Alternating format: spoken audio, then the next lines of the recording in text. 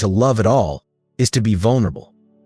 Love anything and your heart will be wrung and possibly broken. C.S. Lewis.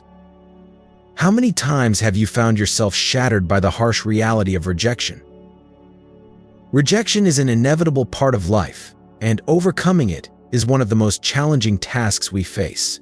Regardless of age or life experience, the sting of rejection remains potent and painful. Whether it's a job application denied, a dream left unfulfilled, or a fervent prayer unanswered, the realization that what you deeply desired does not desire you back is profoundly disheartening. Rejection not only wounds us emotionally, but can also drastically alter the course of our lives. Yet, within these moments of hurt lies an opportunity for growth and resilience. C.S. Lewis reminds us that vulnerability is the essence of love and life, and with every closed door, there is a chance for a new path to emerge. If you found this message resonating, please like and leave your thoughts in the comments below. We have much more to share on this journey of faith and resilience. Can I get an amen from you? Rejection. It is an inevitable part of the human experience. Every one of us will face it at some point, and its impact reaches deep into how we connect with others, perceive our world, and even relate to God. To heal from this wound, a deliberate strategy is essential. Merely ignoring or denying it is insufficient. Some of us encounter rejection early in life, perhaps in childhood or adolescence, while others face it through the painful rupture of a marriage or the cold indifference of parents. The sting of rejection can leave a lasting mark, affecting our sense of self-worth and belonging. Reflect for a moment. Can you recall a recent instance where rejection cut deeply? Or does your mind wander back to high school days? Maybe the memory of a divorce still haunts you, or the rejection by those who were supposed to love you unconditionally still lingers. C.S. Lewis once said, "God whispers to us in our pleasures, speaks in our conscience, but shouts in our pains. It is his megaphone to rouse a deaf world." This profound insight invites us to consider rejection not just as a wound, but as a channel through which God communicates his unwavering love and presence. Despite being cast aside by others, whether it be friends, spouses, or even parents, God's acceptance remains steadfast. He assures us, as the Spirit of God declares today, that although humans may reject us, his embrace is eternal. Recall the times when you felt most rejected. Those moments were opportunities to draw closer to God's unending love. Your ex may have walked away, your parents may have turned their backs, and those you cherished may have spurned you, but God never did and never will. Lewis also reminds us that we are not necessarily doubting that God will do the best for us. We are wondering how painful the best will turn out to be. Even in rejection, God's love is a constant, comforting presence that never falters. While people may falter in their love and loyalty, God's acceptance is unwavering and absolute. Perhaps you feel you're not successful enough, not handsome or beautiful enough, or you don't earn enough. But let me assure you, God never says you are rejected. God says you are his. Every one of us faces rejection at some point in our lives. Hebrews 4 reminds us that Jesus experienced all the same challenges we face, including rejection. Consider the rejection Jesus endured. John 7 verse 5 recounts how even his brothers did not believe in him. In his hometown of Nazareth, people questioned his authority, asking, "Who does this man think he is?" They were so offended by him that Luke 4 verse 29 describes how they drove him out of town and attempted to throw him off a cliff. C.S. Lewis once said, "God whispers to us in our pleasures, speaks in our consciences, but shouts in our pains. It is his megaphone to rouse a deaf world." Have you ever considered that your feelings of inadequacy might be God's way of drawing you closer to him? How do these moments of rejection shape your understanding of God's love and acceptance? Jesus' rejection was part of a greater plan for our salvation, a testament to the fact that rejection does not define our worth. Reflect on Lewis's insight and ask yourself, in your moments of rejection, how can you hear God's voice more clearly? How can you find solace in knowing that Jesus, who faced the ultimate rejection, walks with you in your pain? As Jesus hung on the cross, bearing the weight of our sins, he cried out in anguish, my God, why have you forsaken me?" Matthew 27 verse 45. This moment of profound desolation wasn't merely a cry of pain, but a profound expression of the human condition. C.S. Lewis once reflected on such moments of despair in his writings, noting that God whispers to us in our pleasures, speaks in our conscience, but shouts in our pains. It is his megaphone to rouse a deaf world. This abandonment Jesus experienced was not because he deserved it, but so that we would never have to endure such rejection. He faced the ultimate forsakenness so we might be forever embraced by God's unfailing love. Have you ever felt the sting of rejection, wondering why those who should have cherished you instead turned away? Imagine the heartbreak of Jesus, the sinless and obedient Son of God, who performed miracles, raised the dead, and healed the blind, yet was met with contempt and crucifixion by the very people he came to save. As C.S. Lewis poignantly put it, we are not necessarily doubting that God will do the best for us, we are wondering how painful the best will turn out to be. Jesus' rejection was a testament to the extent of his love for us. He took on our rejection to ensure we would never be separated from God's love. Even when the world turns its back on you, remember that God's acceptance is unwavering. Jesus endured this ultimate sacrifice to transform our rejection into acceptance, reminding us that in our darkest moments, God's love remains steadfast and true. In Psalm 22, Jesus cries out, my God, why have you forsaken me?" This poignant plea encapsulates the depth of his suffering and rejection, undertaken so that we might be embraced by divine acceptance. Rejection leaves an indelible mark on our hearts, an ache we all know too well. Despite the passage of time, the sting of being abandoned, betrayed, or overlooked can continue to shape our identity and impact our present. As C.S. Lewis insightfully observed, we are born helpless. As soon as we are fully conscious, we discover loneliness. This loneliness is often amplified by rejection, making us question our worth. Consider these words: abandoned, betrayed, uninvited, fired, excluded, abused, neglected, replaced, overlooked, forgotten. Each word echoes a specific pain, a reminder of the times we felt cast aside. But amidst this, we are compelled to ponder, does God accept me? Lewis encourages us to seek the divine, stating, look for yourself, and you will find in the long run only hatred, loneliness, despair, rage, ruin, and decay. But look for Christ, and you will find him, and with him everything else thrown in. God's acceptance holds the power to transform our understanding of rejection.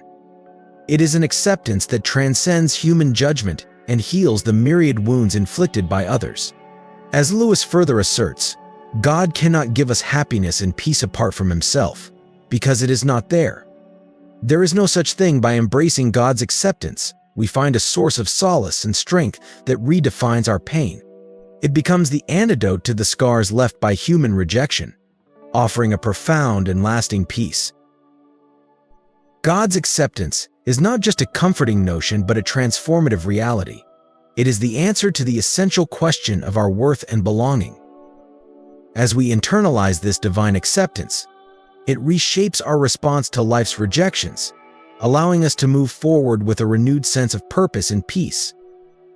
When embraced by God's acceptance, the shadows of our past lose their power to haunt us, for he knows us entirely. C.S. Lewis eloquently stated, "To be loved by God, not merely pitied but delighted in as an artist delights in his work, or a father in a son, it seems impossible, a weight or burden of glory which our thoughts can hardly sustain. If God embraces us, we can relinquish the futile pursuit of comparing ourselves to others, liberating ourselves from the constant need to measure up."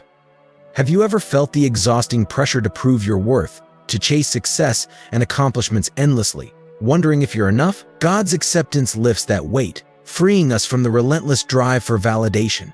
We no longer need to keep others at a distance out of fear of being hurt, because his love provides a refuge.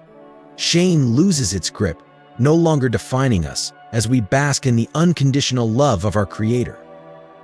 Lewis reminds us that pretending or performing for others' approval is unnecessary when we are assured of God's acceptance.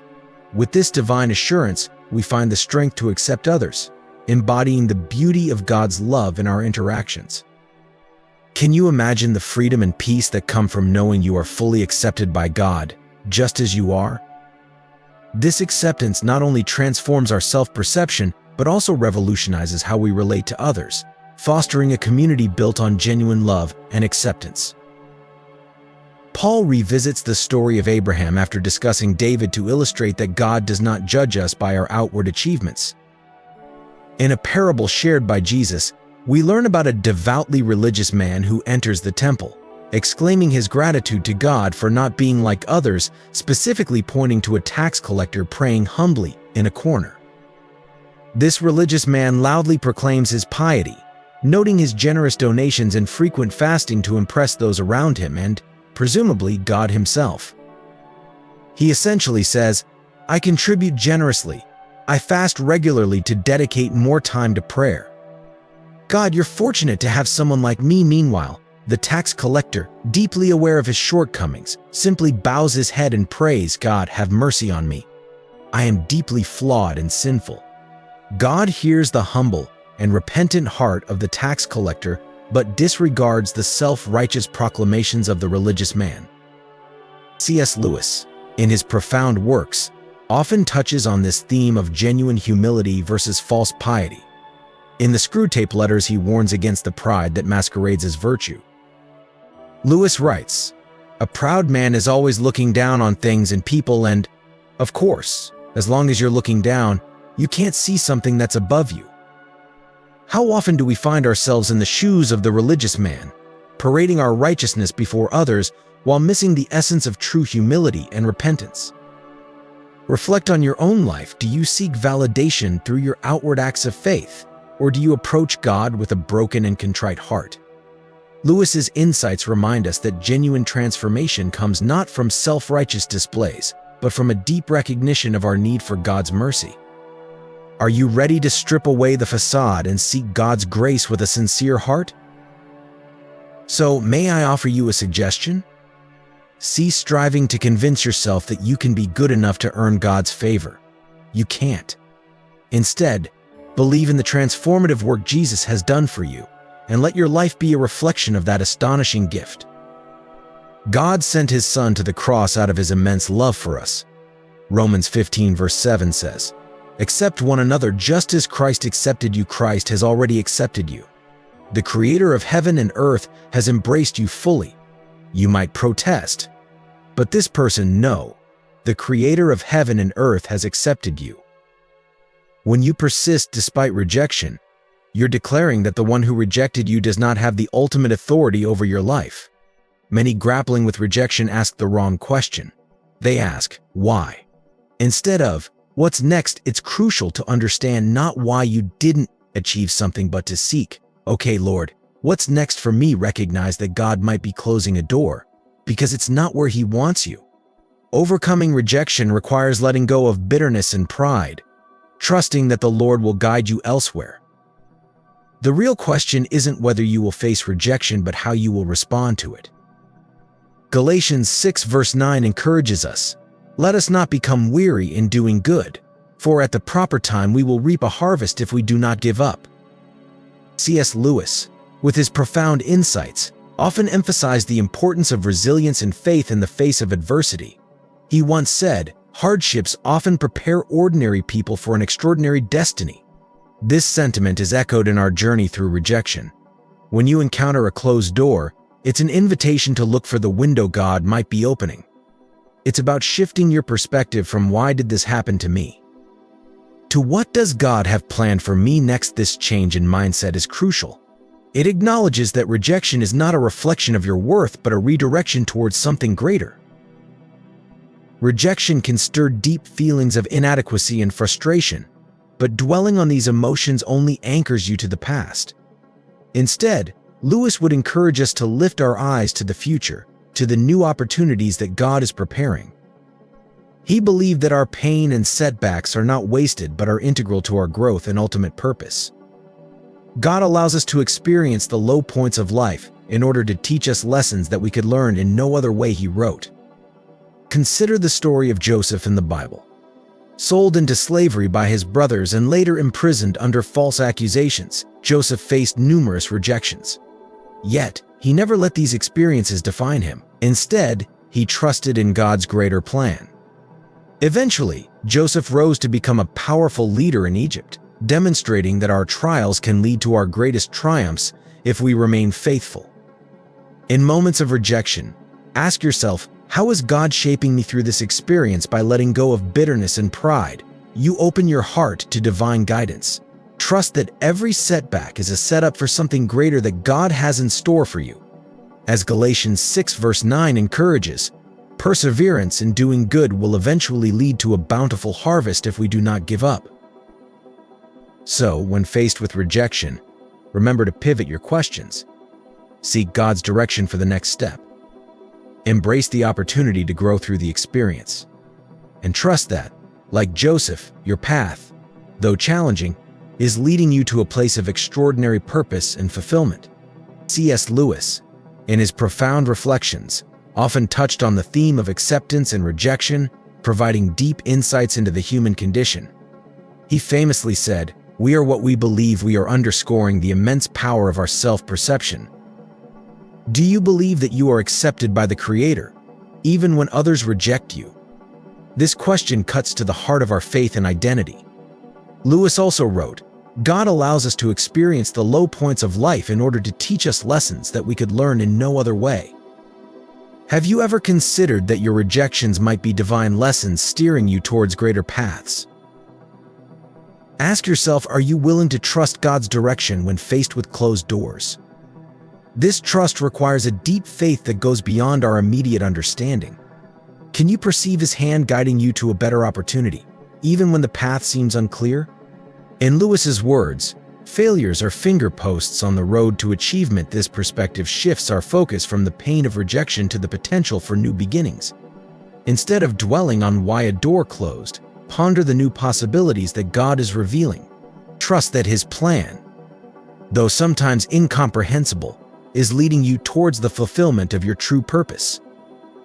Lewis's reflections encourage us to see beyond our immediate circumstances and to trust in a higher purpose. He believed that our trials and rejections are not just random events, but are intricately woven into God's grand design for our lives. How often do we let our disappointments cloud our vision, forgetting that God's perspective is far greater than ours? Lewis challenges us to reframe our struggles as stepping stones rather than stumbling blocks. Consider the times when you felt most rejected. How did those moments shape your faith and character? Could it be that through these experiences, God was molding you into the person He created you to be? Lewis teaches us that our journey, with all its ups and downs, is a testament to God's unwavering commitment to our growth and ultimate good. His assurance that failures are finger posts on the road to achievement invites us to embrace our setbacks with courage and optimism. Thus, rather than being overwhelmed by life's rejections, let us see them as opportunities for growth and divine redirection. Trust that God's plan, while sometimes beyond our comprehension, is always in our best interest. In every closed door, there is a lesson, a new path, and a promise of a future filled with hope and purpose. Lost your job? That pain is real and deep. But let me remind you of a truth C.S. Lewis beautifully articulated: hardships often prepare ordinary people for an extraordinary destiny. Your friend walked out on you. That betrayal stings sharply, but don't lose heart. Recall Lewis's words, friendship is unnecessary, like philosophy, like art. It has no survival value, rather it is one of those things which give value to survival. Your spouse no longer wants you? That trauma cuts to the core, but you must hold firm. Psalm 27 verse 10 offers a profound promise: though my father and mother may forsake me, the Lord will receive me. Consider how Lewis explores God's enduring presence. Despite human abandonment, God whispers to us in our pleasures, speaks in our consciences, but shouts in our pains. It is His megaphone to rouse a deaf world.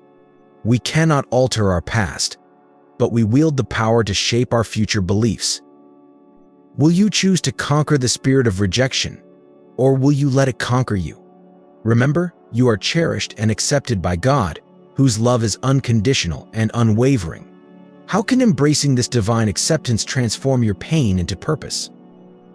How does recognizing God's constant love amidst life's rejections bring you hope and strength for the future?